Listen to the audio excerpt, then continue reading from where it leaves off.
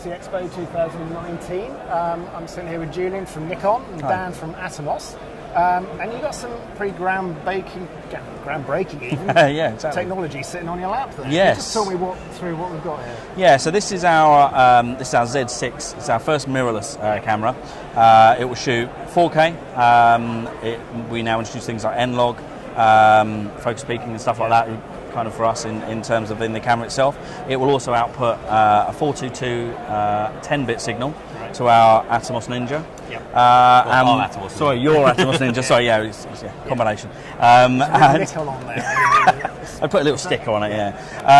So yeah, it's the first camera to do that. We've also recently announced at the CES show that we will be introducing a firmware update later on that will include ProRes RAW. So it'll be the first, straight out camera, the first camera to do ProRes RAW. And these got a nice big mount on them. Yeah, they've got So we've moved on from the F mount. So we've gone mirrorless and taken the opportunity to change the mount. The first time we've kind of done since we introduced the Nikon F in 1953 or something. But yeah, it's a very big mount on the front of that, which allows a lot of flexibility in terms of how fast the lenses can be, but also the resolution, edge-to-edge resolution, which is key as well. So it's quite a big change for us. You're doing adapters, aren't you? So people who bought into exactly. Yeah, no, so you can still use it. Yeah. So we do an F to Z adapter.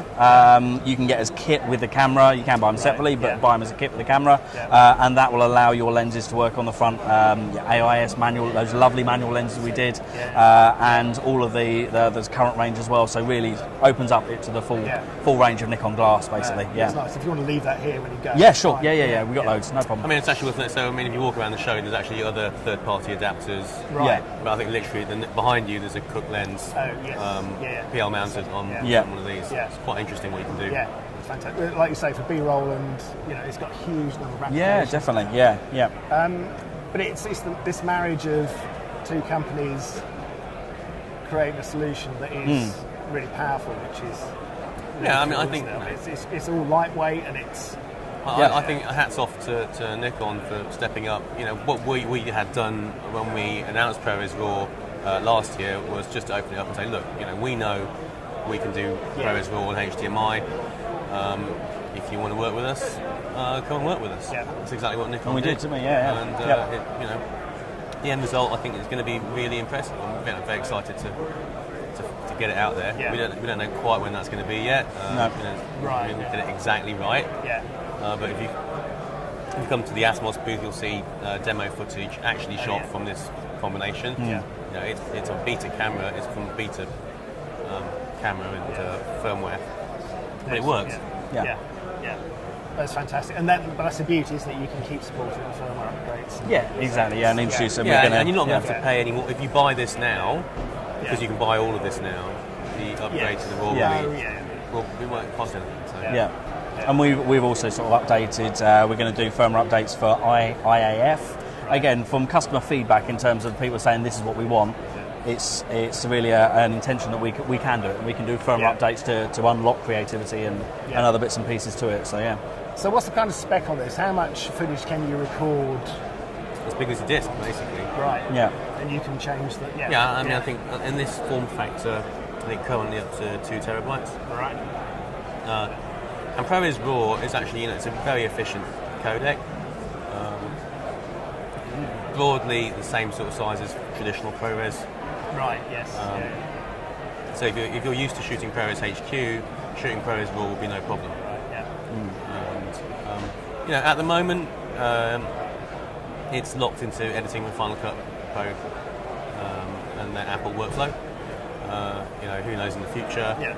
But again, at the price, there really is nothing that's going to give you that size of a sensor with raw output. With raw. Yeah. I mean that and there in your hand is a fantastic kit, isn't it? Yeah, exactly.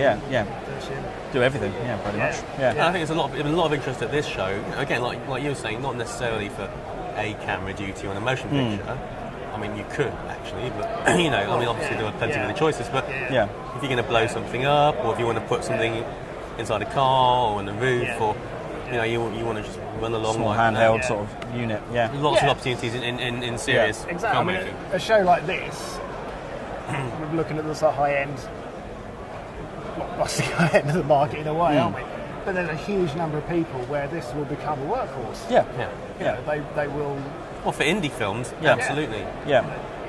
People will make movies with it, and people make their living with it. Yeah, exactly. You know, Yeah. It's opened up a huge world for people. Being able to DSLR market. Kind of stepping up there, and getting closer to the top lines. Yeah, exactly. Yeah. And that is only going to keep improving, isn't it? You know, Yeah. It's going to keep. Yeah, I mean, if the camera's outputting a raw signal, then it's a case of you can update it and change it and get better debayering, filters and things like that, and that's change a it going major forward. argument for shooting raw. Is that you will benefit from those improvements in processing over time, and in 10 years' time, you'll get a better result. Yeah, I mean, I read some of the British Cinematographer magazine a few months back of a movie that was shot with Sony Alphas, I think. But there was an issue with the amount of compression on it. Right. Yeah. Straight That gets straight around it. Yeah. Around it, Yeah. Exactly. Yeah. And sensor-wise, which is an ever-developing world. Yep. It's constantly changing. This camera is pretty future-proof, isn't it? Because it's right up there with size. Yeah, I mean, obviously using the latest sensor technology in terms of what it would do. The sensors themselves, we do two cameras. We do a Z6, which is 24 million pixels, which actually lends itself better to video, just because of the resolution and obviously how it outputs. We actually do a higher resolution one, which is 46 million pixels, which is the Z7. But yeah, as I say, in terms of video, then the Z6 probably is it's worth noting for the Z7. Because of its higher pixel count, if you then crop it to APS-C Super 35, you end up with, again, 1-to-1 pixel for ratio, Super 35. So actually, if you're shooting Super 35, with PL glass with an adapter, you could use the Z7, get the RAW, and do that way. Do it out that way. Yeah. Is video and movie making leading the development of DSLRs now?